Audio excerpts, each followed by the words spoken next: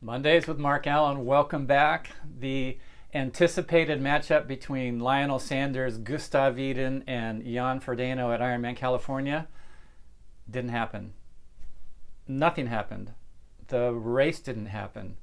You probably already know that, but we had what weather people were calling an atmospheric river. Water flowing through the atmosphere like a river with more water in it than, they said, something like the equivalent of like 25 times the amount of water that's in the Mississippi River, going over Central California, going over Sacramento where the race was going to take place. Humongous, massive, strong wind also.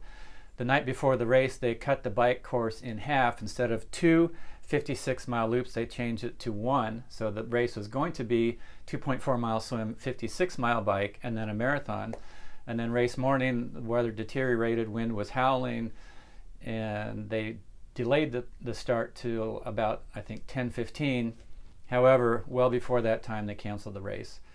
Clearly the right decision to do. The bike course was littered with trees that were down. There's no way that people could have even come close to completing the event.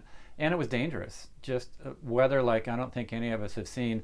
Here in Santa Cruz, where I live, the waves were just crashing over the rocks. Standing on the bluffs looking out at the ocean, you could do the thing where you lean forward and you don't fall. Just crazy stuff.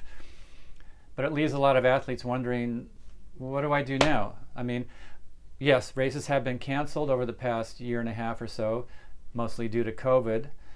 But those we kind of knew in advance. Like you knew at least a few weeks, if not a month or two in advance, that your race is going to be postponed or canceled. This took place race morning. Lined up, ready to go, no start, no race, go home, pack it back up. Everybody has to close up the course, pack everything away. What do you do with all that fitness? I posted that question to Frodeno on a new app that just launched yesterday called AskQuestion. You can check it out. There's a link to a special below this video.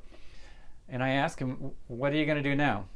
You just going to hang it up, or are you going to try and find another race? And he actually answered back and said, I really don't know what to do, because as he pointed out, he doesn't race very often.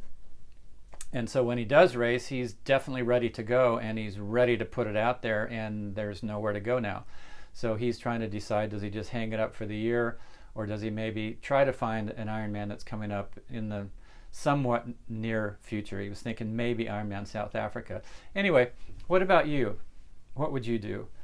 My general theme was, when a race is done, whether I did well, did poorly, something bad happened out of my control, whether I felt like I could have done better, I try not to then immediately put another race on the calendar, kind of like a knee-jerk response, especially to the bad races, right? If you have a good race, a lot of times it's easy to go home and say, hey, I'm satisfied. I can take the off season now. If you have a bad race, the last one of the season that you plan, sometimes you think, I should find another one right away and make up for that.